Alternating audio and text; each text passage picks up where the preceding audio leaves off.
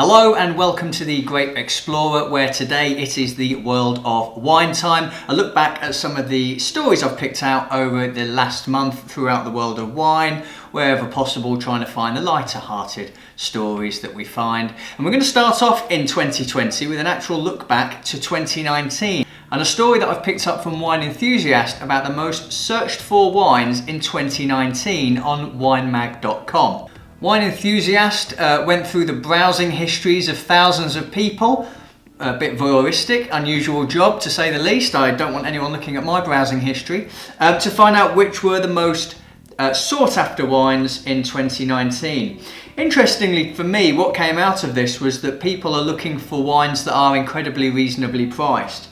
In the top 10 list, just 2 bottles cost more than $25, and the most searched wine of the year was $17.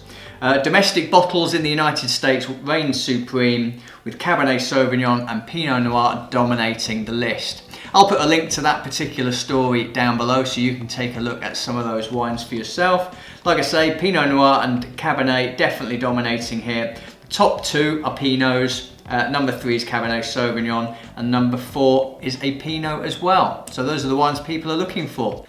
Moving on to wines that people are looking for at an incredibly cheap price. I'm going to talk about 2 Buck Chuck, which if you're in the United States is going to be a well-known wine to you.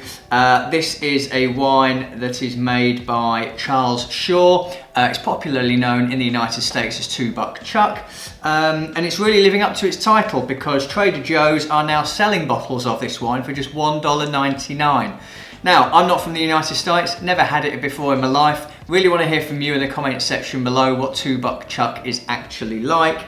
According to the Los Angeles Business Times, this price cut is going to be permanent. The cost savings have put them into a position where they can pass on lots of savings onto the customer, say Trader Joe's.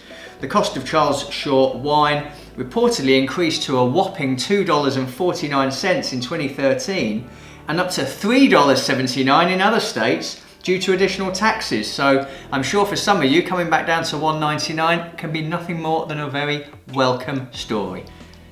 With all that though, and staying on the topic of the United States, a story from Decanter.com asks the question whether the US wine consumption boom is over. Americans drank less wine for the first time in 25 years in 2019, according to one report. A separate analysis predicted price deals on US wines due to an oversupply of grapes. It'd be great to hear if it's something that you've cut down on, perhaps. I mean, it's not good for me as a wine YouTube channel, is it, to have you Americans not drinking any wine? Dear oh dear. So the wine consumption's down for the first time since 1994.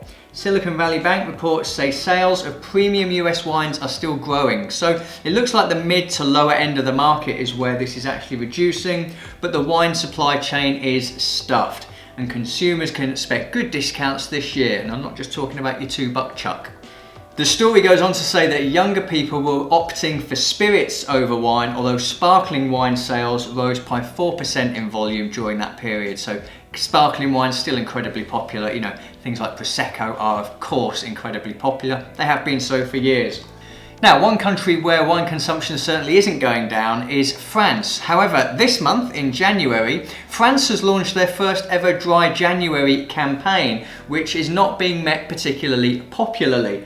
Dozens of health organisations, anti-addiction experts and patient advocates have officially launched Dry January in France, mirroring the campaigns launched here in the UK back in 2013. It's something that we have been observing every January, not me. It's all moderation, that's what I think. Anyway, Dry January has opened up a new fault line in France's increasingly complicated relationship with wine and alcohol in general. News of the campaign has not gone down well at all, with individuals including President Macron. More than 40 figures, including chefs and writers, have criticised the concept as an Anglo-Saxon and Puritan obsession and that they should just be left alone. Well, I'll leave it to you to decide. Do you Dry January? Is that something you do? Or do you think it does come down to moderation throughout the year and no good just quitting for 1 month? It is something I've done in the past, but actually I find if you're doing things in moderation, that's perfectly acceptable. You know, there are guidelines on drinking responsibly anyway, and by adhering to those, you're not going to be causing any issues. But certainly something that hasn't gone down very well in France. Finally, the last story that I want to cover is 5 new wine grape varieties have been produced in a laboratory. The University of California, Davis researchers have released new varieties of wine grapes. The 5 new varieties, 3 red and 2 white, are highly resistant to Pierce's disease, which costs Californian grape growers more than $100 million per year. Incredible amount. The new traditionally bred varieties also produce high quality fruit and wine. So the new wines are, for the red wines, they are called Cabernet Noir, Passente Noir and Errante Noir. Cabernet Noir has characteristics of both Cabernet Sauvignon and Petit Syrah. Passante is similar to Zinfandel, and Errante Noir is a red wine grape most similar to Cabernet Sauvignon and has great blending potential. And on the white wine side of things, we have Ambulo Blanc and Caminante Blanc.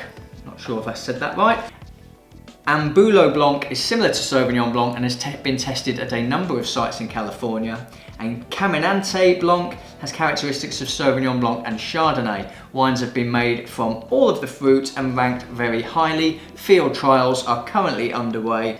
These 5 varieties are now ready for patenting and release. There will be limited amounts of plant material available for propagation in 2020. However, expect to see plantings of these in 2021, which means we're unlikely to see wines on the shelves of our stores and our supermarkets for quite some time. But always fascinating to know that we're still producing new grape varieties all the time. Clearly these have been produced to be pest and disease resistant, which is going to make things a lot easier for certain growers in California. And of course, if they're successful in California, there's every opportunity that they may go worldwide.